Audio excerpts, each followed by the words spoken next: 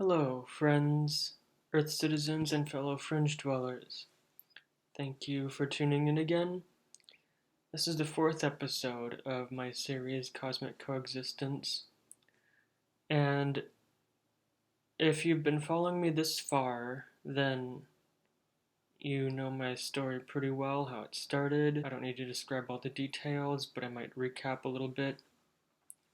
In this video, I will be describing more of the story of my alien contact and how it began and how it played out and all the really interesting alien details of it and lessons. Um, Not so much as it actually happened, but in a linear way, sort of as it happened, but not to me, basically through how I remember it. So I'll be laying out the story that way instead of describing all of my hypnosis sessions and such. In early 2018, I started receiving messages after I had a vision of seven craft or some sort of objects on their way here, and then they would occasionally communicate with me. I made telepathic contact with the Elder Grey Mutu,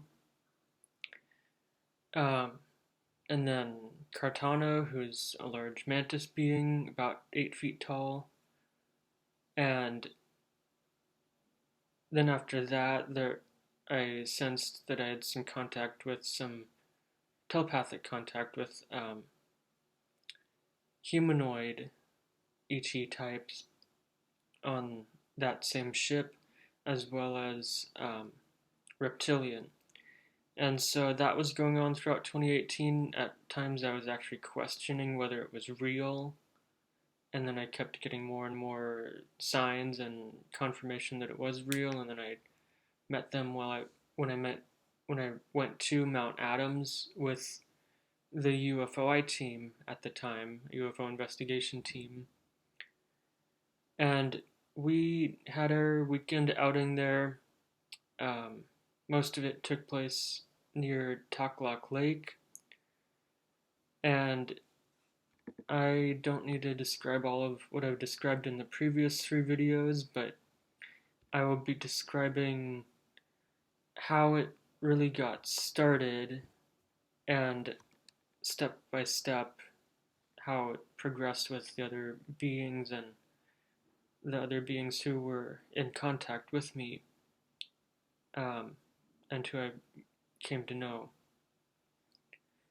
So, let's start with the night that I was attempting to fall asleep in an otherwise very silent, dead silent forest in south central Washington near Takhlakh Lake, north of Mount Adams. It was dead silent, and then I started hearing these rhythmic footstep noises. What my mind would imagine as someone stomping really hard, uh, possibly with bare feet, into the forest floor, very close to my tent, within about maybe 15 to 20 feet at the most of where I was. So at first that was a little bit jarring, but as there were no signs that they were threatening or whatever it was threatening, I just laid there very still, very silent, with my eyes open, listening to these rhythmic footstep noises. Um, it sounded like some sort of dancing almost from something. And then as I was laying there awake, I saw these little points of light blinking in and out above me, just under the roof of my tent, not too far up. And I'd never seen anything like that before. I've seen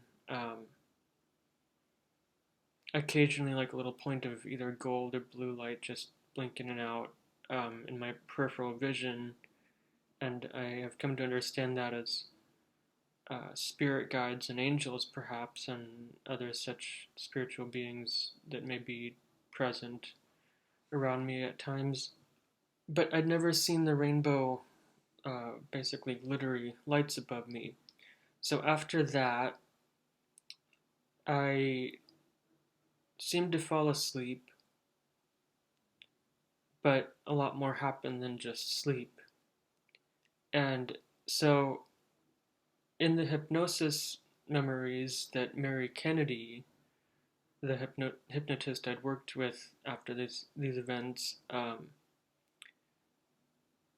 I recalled basically after I'd gone into a sleep state, I had been um, induced into an altered state of consciousness in which, at first, I remembered that,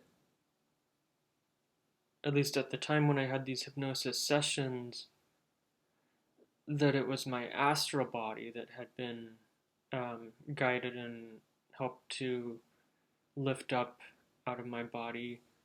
But then later on, I had these more clear feeling memories of having actually gone out of my tent with my physical body. However, I didn't unzip the tent door.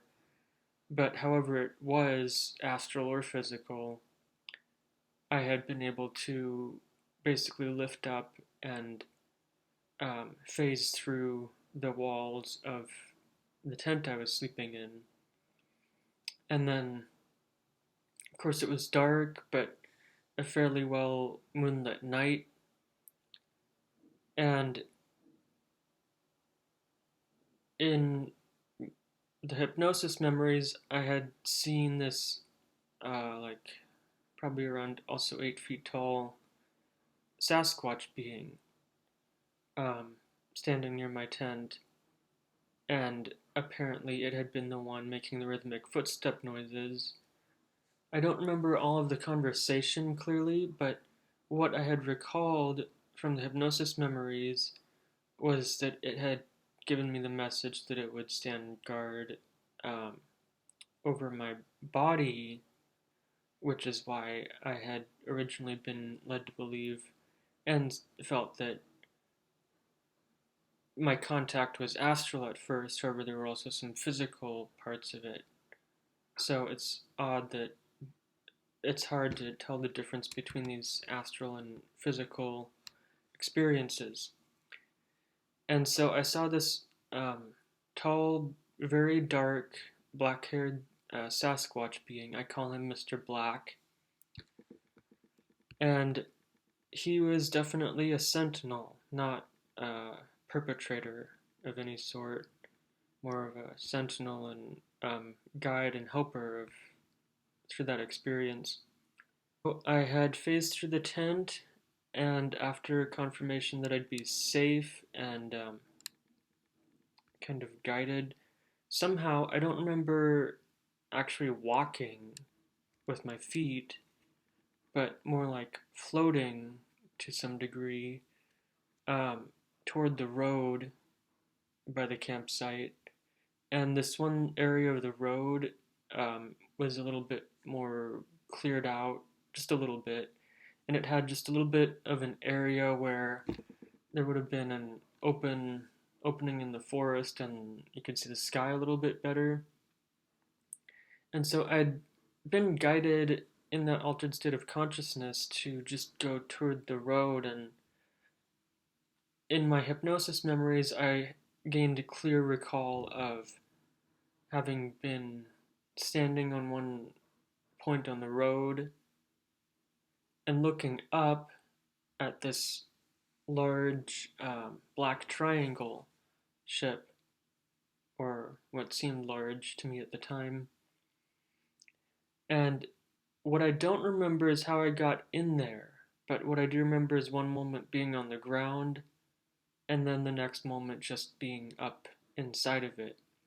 And apparently, Mary Kennedy told me that that is very common for a lot of alien contactees to not remember how they actually got into the ship, whether it's teleportation or being lifted up or whatever else. Um, and so I was in this ship. I don't remember a lot about what else I had seen in the ship, other than I had a clear memory of having been greeted and welcomed by a mantis being. However, this was not Cartana. It had a different presence, a very loving, affectionate, welcoming presence, and it was another mantis being that I would come to know later after these recollections of my contact experiences.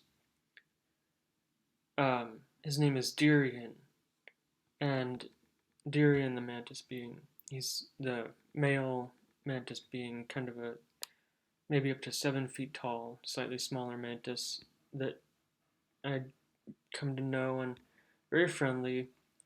So, while first of all, on this triangular craft, what I remember is there are no lights, but it's also very bright in there.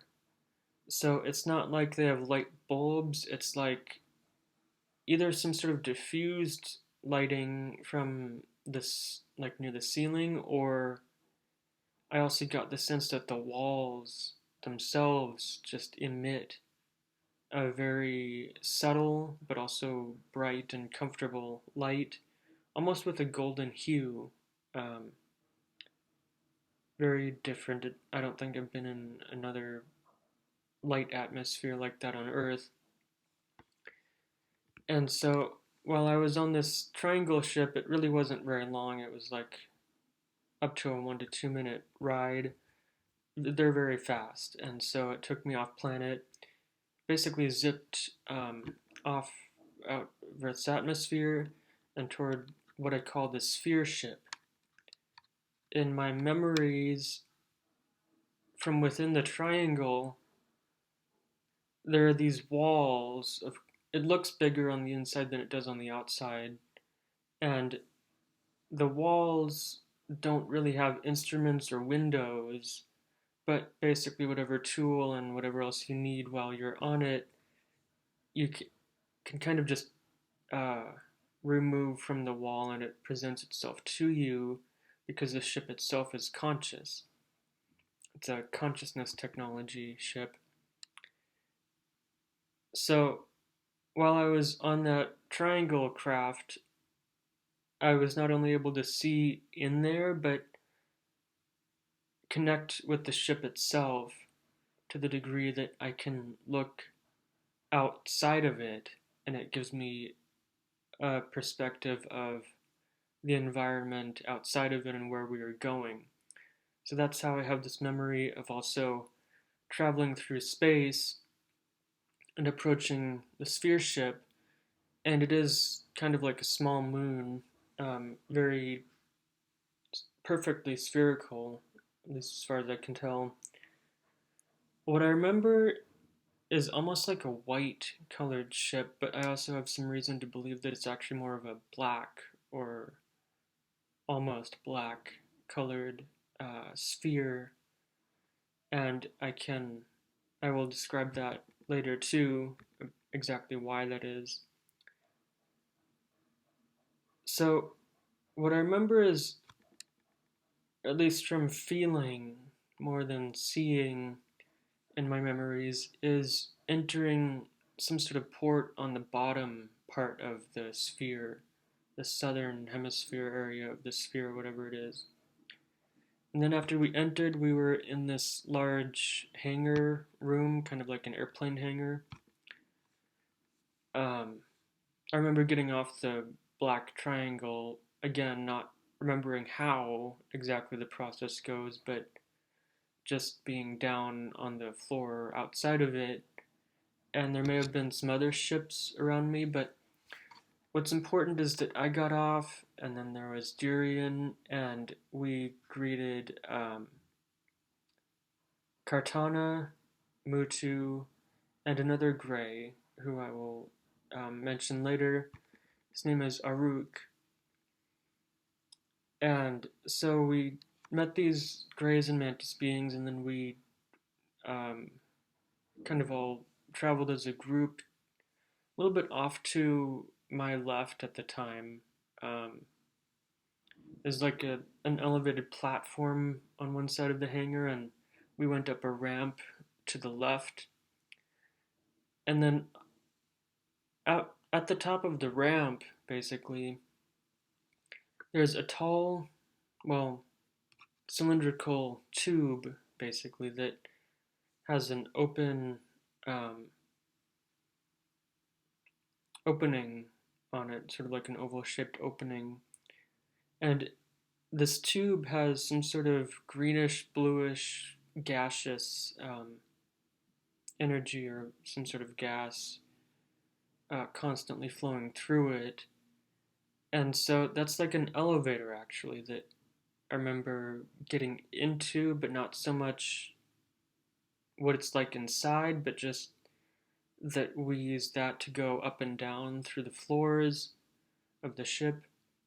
And so then we took that to go up into what I've described before in the last video as the command center.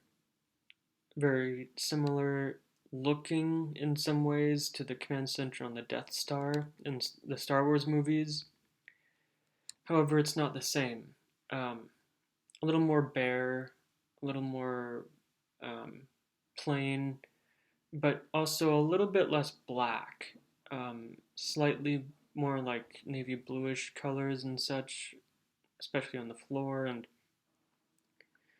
then it was there that I saw the whiteboard, which I showed in the last video. Kind of a mostly rectangular 6-foot tall board, or actually a panel. It has these 7 hexagrams in like a honeycomb formation. And I'll describe this just a little bit more and what it's like. So these hexagrams are like touchscreen panels, except it's not a screen, it's more of a consciousness interactive technology, also partly alive, I think, like the rest of their technology. And this whiteboard looks like a crystalline ceramic type of material, very smooth, not metal, not stony, but sort of like ceramic, like white ceramic material. And I don't know actually what it is, but it gives the beings on the ship the ability to communicate with the other, I think 6 ships, maybe even 7, or what I would call ships, basically things that are on planet Earth now that they brought with them, sort of stationed around the Earth as bases. I'll describe that in another video soon. And after that, while I was in the command center with Cartana, basically chaperoning me, at some point, I don't remember everything that happened so far, but what I do remember is, well, I have some kind of clear snippets of memory of this, but we went to what I would call an operation room.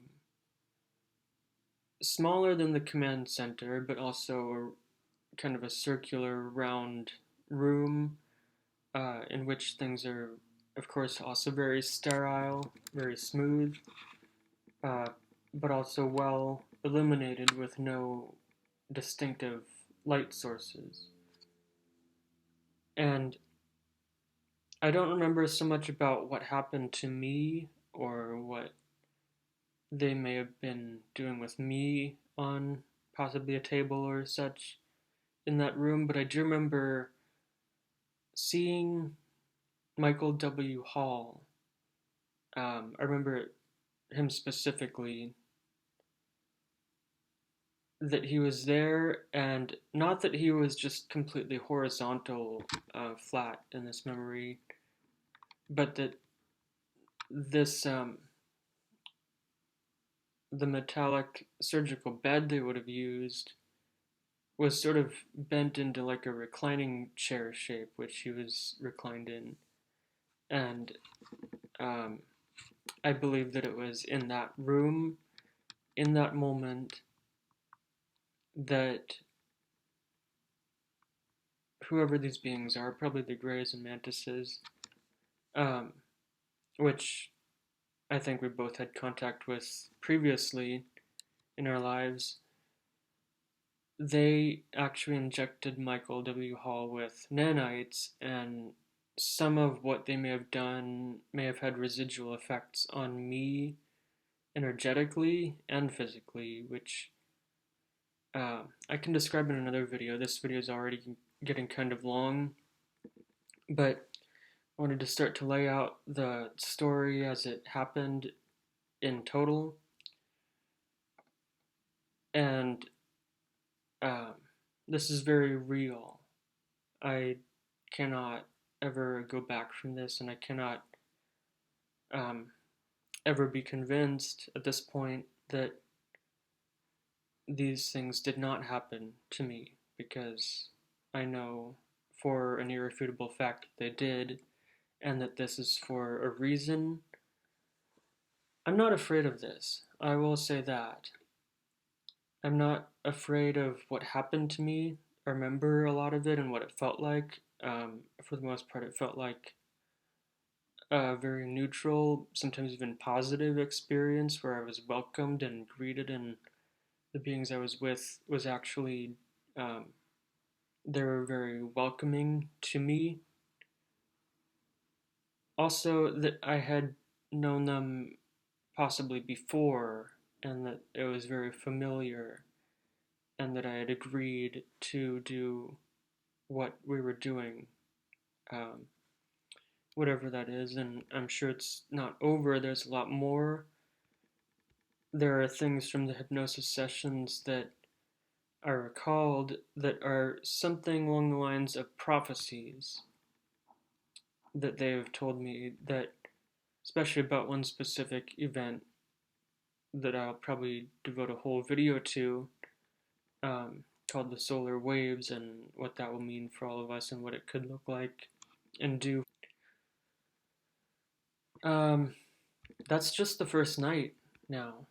That's the first night that I have recalled memories from the Mount Adams incident. There's at least one more specific night of clear memories that I would like to discuss probably in the next video. Not so much of an off-planet memory, but underground memory, and what they told me. Then after that, there will be a video dedicated to the solar waves and what they mean and how we should prepare for them, and so much more. Um, I'm very glad that I could talk about what I have in this video. Yeah, I think some of the elements of my story line up with other people, other contactees that I've heard from, uh, like the green, bluish, gaseous energy elevator. That was also described by Susie Hansen, who's a contactee from New Zealand, as well as some others that I've heard from and heard of around the world that have that specific technology and elevator um, in their contact memories. So, thank you very much for tuning in again, and I do hope that these videos will be able to bring some clarity and closure to some of the other contactees um, around the world, perhaps. Contactees who are just awakening to their involvement with possibly another alien race or other types of beings that are not human, or um, other such contact. And I do hope to be able to hear from others, possibly through comments, and connect with others to get other perspectives, and see how my experiences can line up with yours and other stories you may have heard of. I think it's important to share our experiences so that we can connect and become more resilient, more powerful, and uh, not let fear control us, not let us be dumbed down or controlled through these experiences, but become empowered by them. So, thank you again for tuning in. I will see you on the next episode, and I look forward to sharing the last parts of my story. And after this, very soon, I'll be able to share more of the lessons and the prophecies, the real, meaningful, important purpose and parts of my story and my contact. So, be well and take care until next time.